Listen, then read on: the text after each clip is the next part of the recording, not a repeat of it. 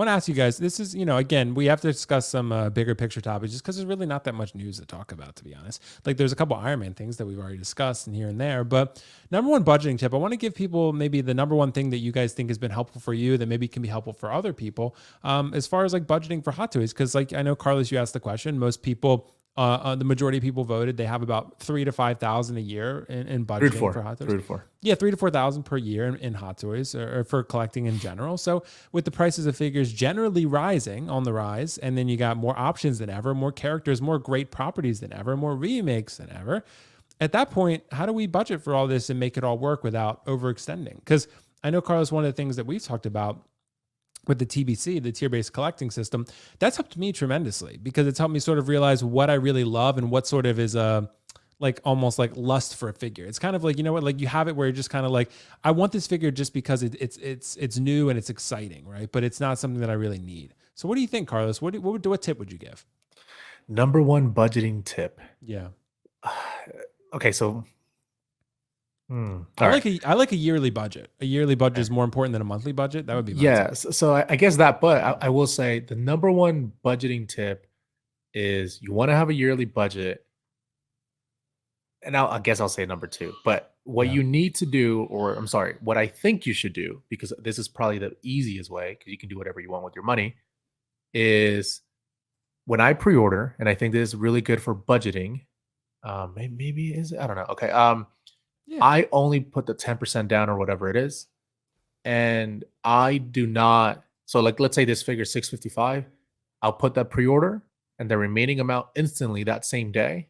I'll put it in a savings account so that I have full control over the money. It's paid off essentially through myself and I control the money. So I don't know if that's a budgeting tip. I guess maybe like no, I think it definitely is. Yeah. So it's that's what I do. Budgeting tip. Yeah. Because in my opinion is if you can't if you can't afford it now, it means you can't buy it, right? If you can't afford the full 65 right now, it means you can't buy it. Payment plans.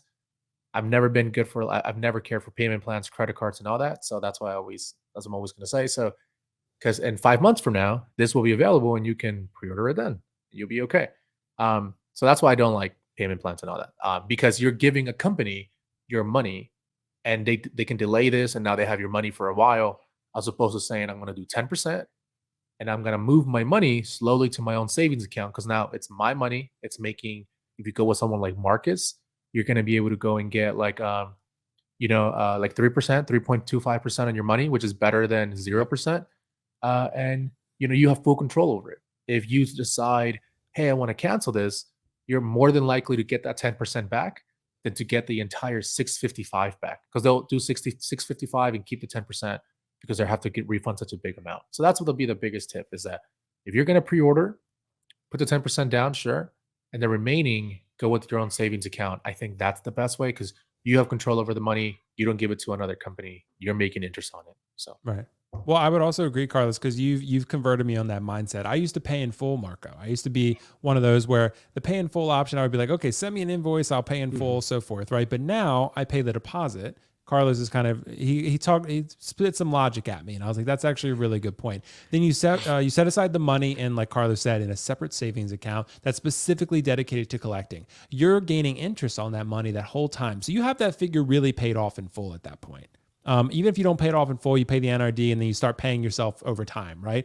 But don't pay the company more than you have to, because then if you need to cancel your order, like Carlos mentioned, it's much easier to get that company to give you your NRD back if it's 10% than it is the full money. Because then they have to give you back $600 instead of giving you $60. So they're probably more willing to do that. So Marco, what do you think, bro? Is there any sort of budgeting tip you can share with people? No, completely agree with what both of you said. And another reason not to pay up front is if, the item gets delayed and for whatever reason there's a problem, you may run out of protection time from either PayPal or your company, and then you could be screwed. So I'd say, that's a good rule of thumb, what you're doing there in terms of socking money away. So I would say that's number one is when you're not purchasing figures, be saving the money towards the figures, just like you mentioned. So save as much as you can. I know it's going to be different for everyone, but really, really make sure you're just socking away funds for a rainy day and for your collection. And then I have to say the spreadsheets. That's not a new concept, but it was new when I first, started collecting. obviously had a smaller collection. And as it started to grow, I was like, okay, I'm keeping track of it. And Will, I saw you and Optical and PJ talking about spreadsheets. I was like, okay, maybe I should try this.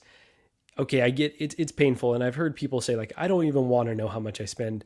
Yeah, you don't want to know, but you do. You really do want to know. It's going to be painful at first. You may pass out once you see that sum, at the end of it, but you've really got to realize how much you've spent previously and how much you're planning to spend coming up. So I do like the yearly budget as well, kind of setting a range, again, everyone's going to have a different range, but like $5,000, $4,000 a year, if you can do that much, seems like a reasonable amount, right? It's everything's relative, maybe not reasonable, but it seems like a decent amount to be spending on collectibles.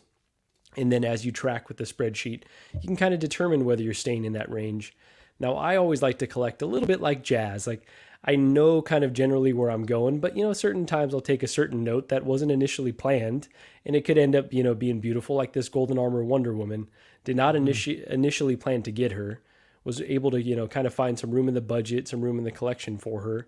But I think that means ultimately something at the back end is going to have to be cut. Maybe I don't get Gandalf from Inart.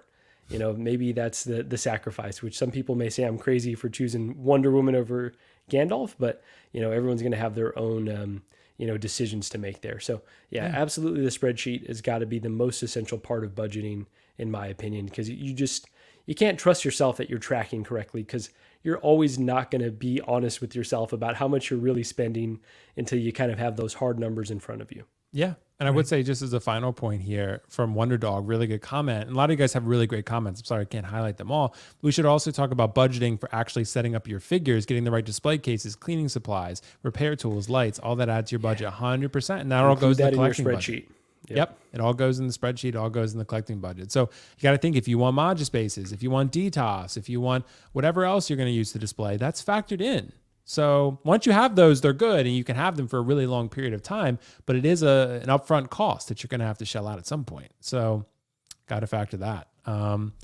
That said, guys, thank you so much for your thoughts. That is our final topic for the evening. So we're going to wrap it there and let everyone enjoy the rest of their Friday night. That said, thank you guys so much for joining the chat.